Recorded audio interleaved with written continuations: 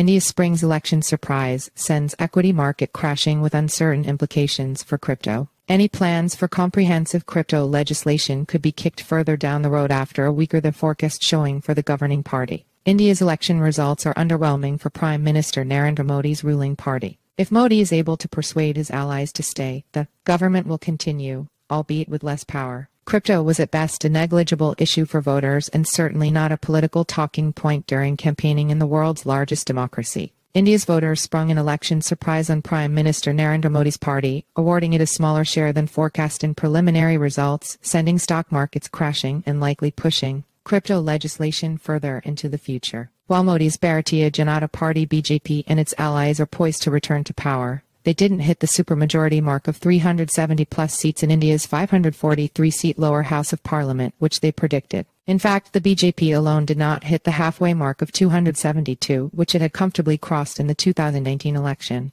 The result hands kingmaking power to his allies, and the opposition, led by the Indian National Congress, could attempt to lure them away. On June 1, exit polls had predicted a comfortable victory for the BJP and its allies, resulting in record highs for the country's stock markets. As results trickled in on Tuesday, stocks lost more than $350 billion in value in a matter of hours. The Nifty and the Sensex sank as much as 5% at one stage before recouping some of the declines. The election results were a true black swan event that no one saw coming, said Rajagopal Menon, Vice President of Indian cryptocurrency exchange WazirX. In the short term, markets will remain jittery as they despise instability. Once the new government takes office, things should return to normal. Crypto was at best a negligible issue for voters and certainly not a political talking point during campaigning in the world's largest democracy. The results, whatever they would have been, were not expected to immediately affect crypto policy in the nation, and its current restrictive rules were expected to stay in place. India has implemented a tax of 1% deducted at source on every crypto transaction, the primary concern for the industry. Modi's government had also prioritized framing crypto policy with global consensus during its presidency of the Group of 20 nations last year. Now, any plans for comprehensive crypto legislation, the industry's next biggest hope, are likely to be kicked further down the road given the need to solidify a governing coalition and accommodate partners' policy concerns as a priority. It's possible India could see a change in one of the most important positions that influence crypto policy, the role of finance minister, currently held by Modi's colleague Nirmala Sitharaman.